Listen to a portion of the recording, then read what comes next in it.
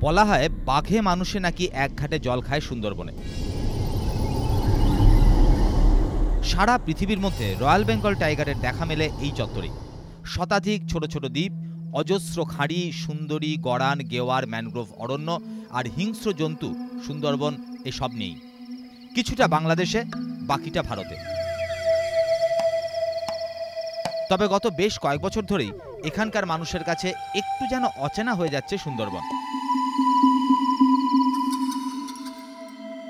চাষের জমির জল লোনা, নদীর জলেও বাড়ছে নুনের পরিমাণ।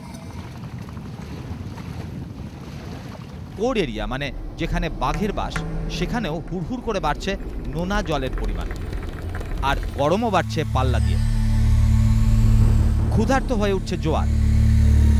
আবার ভাটার সময় সব শুকনো খটখটে। বিজ্ঞানীদের অনুমান 250 বর্গ কিলোমিটারের জাতীয় পার্কের 15% আগামী 20 বছরে চলে যাবে সমুদ্রের গ্রাসে। এই সব কিছুর মূলেই গ্লোবাল ওয়ার্মিং। মেরু অঞ্চলের বরফ যে হারে গলছে, তাতেই বাড়ছে জলস্তর, যার ধাক্কা এসে পড়ছে ভারত বাংলাদেশের এই সীমান্ত দ্বীপপুঞ্জে। চলতি হার জারি থাকলে পরবর্তী প্রজন্মের কাছে সুন্দরবন থাকবে শুধুই বইয়ের পাতাতেই। কলকাতা টিভি।